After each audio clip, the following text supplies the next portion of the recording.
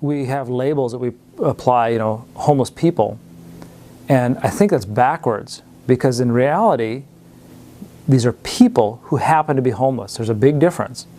And when we apply that title of homeless people or homeless person, that kind of takes away from the fact that this is a person. And this isn't some guy, this is Joe. And Joe has a story, and Joe has history.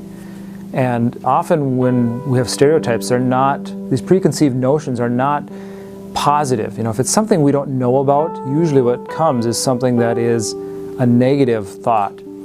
And the only way to really get beyond that is to get to know someone who happens to be living in a homeless situation. Before I came here, and before I ended up, I shouldn't say ended up, but came into a homeless shelter, I had the same misconceptions.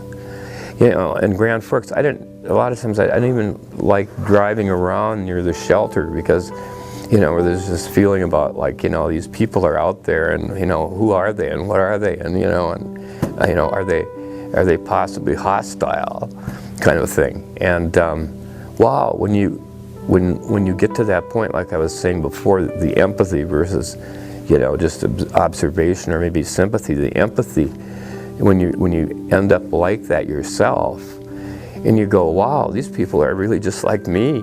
Sometimes people, they just can't believe it. I mean, they get the shocked look, like, I mean, you're a chemistry teacher, you know, you're Walter White, you know, and they just can't, you know, they can't put the two together, that I'm in a shelter, you know, and I was teaching organic chemistry. But that's what happens. Sometimes things happen, and like I said, you know, here I am, and I'm certainly not the typical case, am I?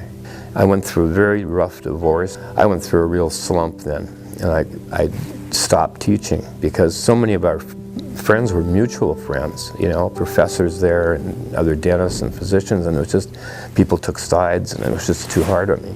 So that's my depression really got bad then, and I started really having a difficult time, you know, emotionally.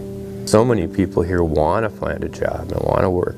They'll ride their bikes 5, 6, 7, 10 miles in this kind of weather just to get to their job and back, you know. I just didn't think people would do that. Get involved. Get involved. That is how we get beyond preconceived notions. That is the way.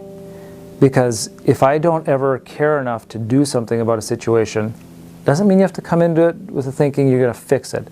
But get involved and care and do something, and realize that, you know what,